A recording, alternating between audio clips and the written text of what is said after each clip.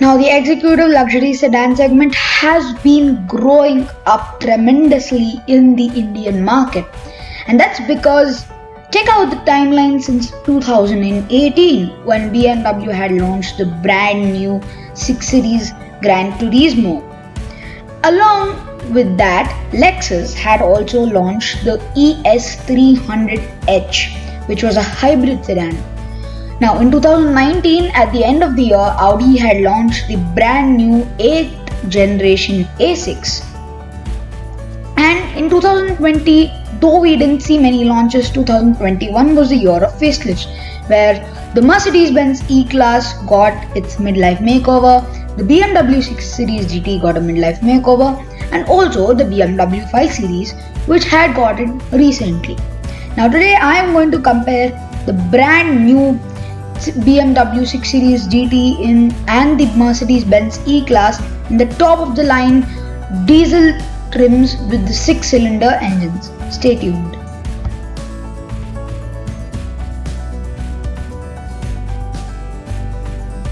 Now, personally, I had never been a big fan of BMW designs, but the car that turned me around first was the 5 Series and then came the 6 Series GT, and it clearly shows up in the form of that.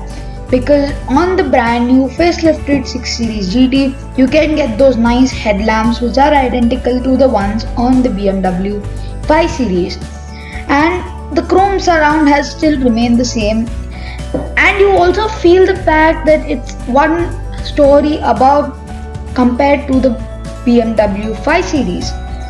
Now, you can get the 6 Series GT in various color options. You can get it in the white color as it is shown up over there on the screen. You can get yourself with the maroon color or the red color, however you call it, or you could get it with the tinge of black and brown. I'm not sure about that color, but yes, those are the main colors that had interested me. But overall, on the exterior design, the wheels are quite nice. Those alloys, they are really interesting. They give you a sporty appeal on the outside. So overall, I think so BMW have done a fantastic job with the design, taking it forward with the facelift as well. Now, when you step inside the BMW 6 Series GT, there aren't many differences that you can notice, except for a few things like the brand new 12.3-inch touchscreen, which supports wireless Apple CarPlay and Android Auto. That is a cool feature to have, and the touchscreen feels a bit bigger than previous, as I told you. You get a digital instrument cluster. The earlier one was a digital one, but this time it's completely digital.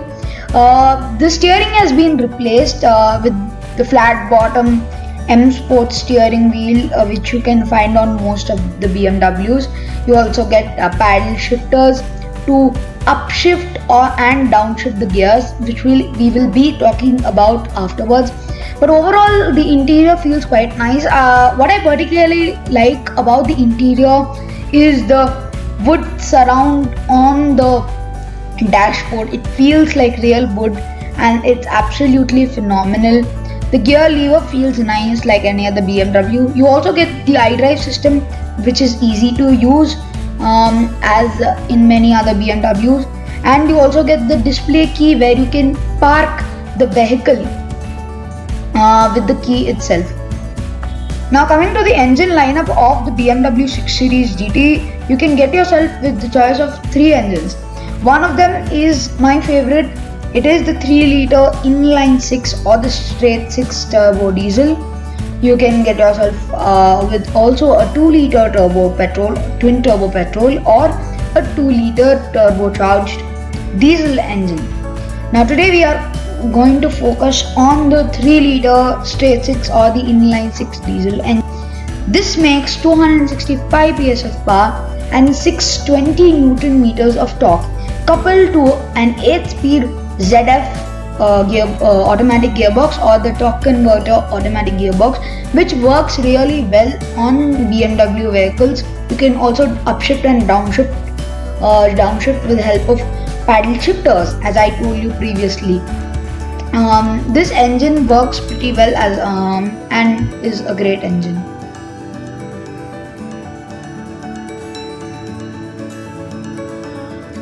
Now let us talk about the Mercedes-Benz E-Class. Now this is in the shade of black. You can also get it with different colors like white and the silver option as well.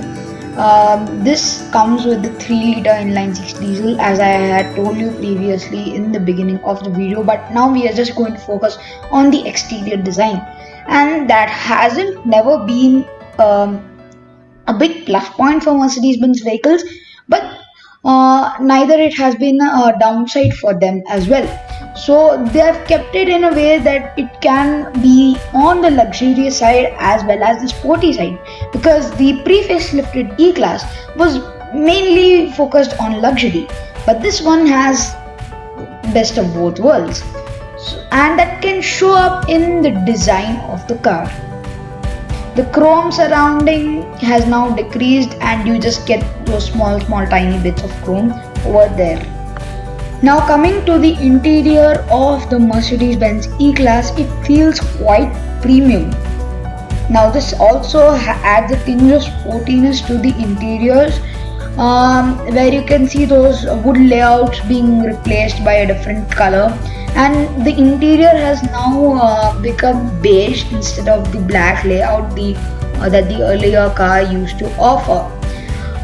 This does not mean that it's mainly focused on sportiness, but yes, as I told you, it also has the luxury that you want, and the main area where the owner spends his time is generally at the back. On the front also, it's definitely nice. The AC vents are one of my personal favorites over here, and those buttons feel quite premium. Now the E-Class is powered by the choice of 3 engines.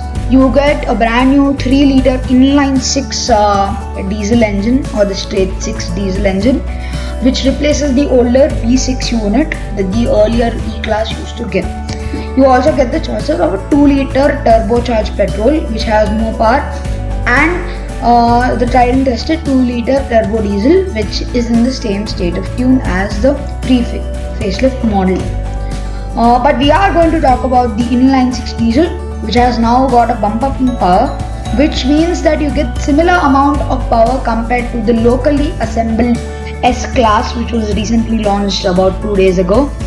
This engine makes 286 PS of power and 600 Newton meters of torque, which makes it the most powerful car in its class. Please make sure that you like, share, comment and subscribe to this channel. Also, don't forget to hit that bell icon so that you will be notified whenever we upload a new video. Thank you so much for watching.